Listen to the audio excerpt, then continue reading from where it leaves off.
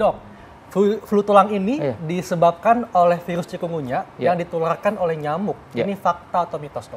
Fakta. Ya, jadi memang betul sekali ya bahwa sebetulnya flu tulang itu adalah istilah di awam, Dok ya. Istilah di awam ya, flu tulang ya. Jadi flu tulang itu sebenarnya adalah virus cikungunya. Nah, tentunya pemirsa di sini harus tahu ya, bahkan mungkin pingin tahu ya kenapa kok jadi flu tulang ya. Bisa flu tulang. Nah, itu. Karena gini, untuk virus cikungunya ini sendiri ya, dia itu memang penyebabnya itu sama dengan virus penyakit demam berdarah. Ya, jadi nyamuknya ya, nyamuk si pembawa virusnya itu sama. Jadi nyamuk Aedes aegypti atau Aedes albopicus ya. Dari orang digigit nih, satu orang menggigit, nyamuk itu menggigit ke yang lain. Jadi nyamuknya sama. Hanya memang gejalanya itu berbeda. Nah, ada dua gejala yang berbeda ya. Gejala berbedanya adalah bahwa pada cikungunya ini rasa nyeri di otot dan di tulang ini nyerinya luar biasa. Dan itu bisa berkepanjangan, bahkan lama, bahkan sangat lama. Dan itu sangat dirasakan seakan-akan seperti ya orang mau lumpuh seperti itu. Ya, sakit sekali gitu. Dan satu lagi bahwa untuk virus cikungunya ini dari bahasanya ya, bahasa Swahili ya. Awalnya itu artinya adalah membungkuk, melengkung. Nah, kenapa seperti itu? Karena biasanya orang-orang itu saking gini, Dok, nyerinya ya? sampai dia membungkuk. Gitu. Dok, katanya ini penyakit flu tulang atau yang berasal dari cikungunya itu adalah penyakit khas wilayah tropis. Itu fakta atau mitos? Ya, fakta. Ya, itu fakta ya. Jadi memang untuk virus ini memang khasnya di tropis ya. Awal mulanya dulu ada virus cikungunya ini ada di Afrika ya, di Tanzania. Itu sekitar tahun 1950 sekian. Awalnya dari sana, kemudian dia masuk ke Indonesia sekitar tahun 1970 atau 80-an. Di Samarinda pertama kali, Dok ya? Oh iya, Samarinda betul ya. Iya, awalnya tahun 1990, kemudian sempat terjadi wabah di Indonesia. Dan juga sempat terjadi KLB atau kejadian luar biasa sekitar tahun 2000-an. Dok, ini juga penonton ingin tahu, Dok. Kalau pada cikungunya, ini sendi yang diserang sendi yang mana nih? Apakah lutut, pegangan tangan, atau jari-jari? Ya, biasanya memang sendi-sendi tulang panjang ya, daerah kaki, ya, lutut, kemudian di pergelangan jari tangan dan jari kaki, ya, jari tangan, jari kaki, kemudian lutut itu nyeri sekali. Kemudian punggung juga, ya, tulang belakang, punggung itu nyerinya luar biasa. Di samping juga ada gejala-gejala yang lainnya. Gejala-gejala lainnya adalah demam, Dok ya? Ya, betul. Ini demamnya sama nggak dengan DBD, naik turun atau tidak? Ya, beda ya. Jadi kalau demam berdarah itu dia demamnya tinggi terus ya. Tinggi naik turun kan? Naik turun. Biasanya turun setelah pemberian obat sih kalau yang demam berdarah. Kalau memang polanya agak berbeda. Ya, tidak mirip lah semacam itu.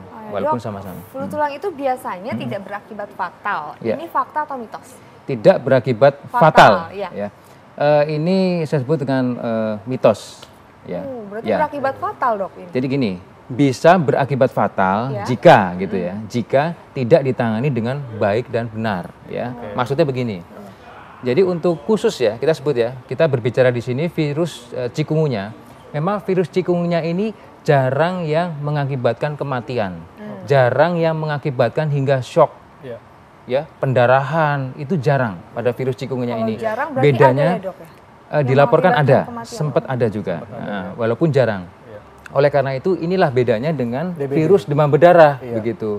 Tapi pemirsa di sini juga tidak boleh mengecil artikan ya, dalam arti kata jika kita tidak serius, penanganannya tidak tepat atau bahkan terlambat juga bisa berakibat fatal, ya, bisa. Oleh karena itu harus serius ketika kita ada masalah, ada demam, mual, muntah, kemudian dia pusing dan lain sebagainya, gejala virus harus dikomunikasikan, dikontrolkan ke dokter barangkali. Tapi katanya Dok, penyembuhan flu tulang itu cukup dengan banyak istirahat saja dan banyak minum. Itu fakta atau mitos? Itu mitos. Maksudnya begini ya. Maksudnya kalau hanya cukup dengan air dan istirahat ya, saya kira kurang. Tapi ya dengan istirahat dan air itu juga dua hal yang membantu dan memang itu fokusnya di situ. Jadi betul bahwa virus demam berdarah, virus cikungunya pada dasarnya kita memberikan air atau cairan itu yang utama ya. Tapi tidak hanya dengan dua itu saja. Kenapa? Karena yang perlu adalah nutrisi. Nutrisi itu, ya nutrisi itu penting ya, karena bagaimanapun juga judulnya virus, kita perlu makanan yang berprotein tinggi, makanan yang bergizi untuk meningkatkan kekebalan atau daya imunitas, daya tahan tubuh, sehingga penyembuhannya lebih baik. Karena namanya virus harus dilawan dengan tubuh kita sendiri. Betul banget, Dok. Iya, Dok. Ini juga jika terkena flu tulang, rasa nyeri sendi dan tulang bisa dirasakan sampai berbulan-bulan. Nah, ini fakta atau mitos, Dok? Fakta. Wow. Iya, ini betul sekali. Jadi memang kok bisa sampai berbulan-bulan? Iya, jadi itu memang karakter dari virus Tapi cikungunya demamnya udah berhenti, Dok, ya?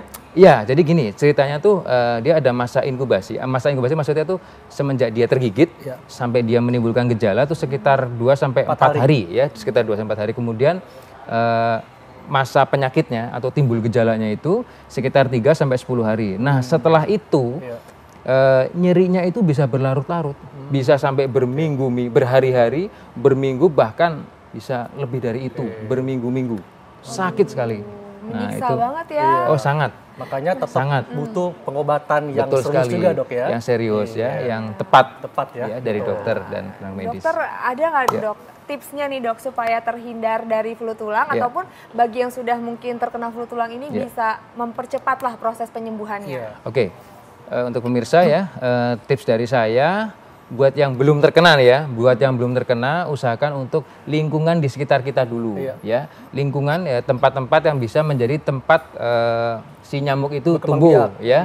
Kita harus membuang ya barang-barang yang tidak terpakai, kemudian menguras bak mandi, kemudian pot ataupun selokan dan sebagainya, dan menutup. Betul. Ya, dan tidak salah juga kita juga bisa menaburkan semacam abate gitu, menaburkan. Jadi dan tadi ya menutup, menguras, membuang dan menaburkan. Pakai penangkal nyamuk, Dok, ya. Ya, itu bagi betul sekali, itu bagi yang belum terkena. Bagi yang sudah terkena tentunya harus menjaga daya tahan tubuh kita. Setuju. Makan, minum, istirahat, cairan cukup. Oke. Baik, Dok, terima kasih. Banyak ya.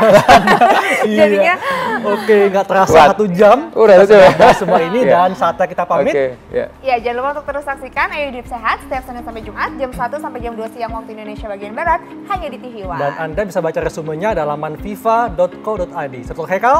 Saya Intan Somadina. Indonesia, Ayo Hidup Sehat.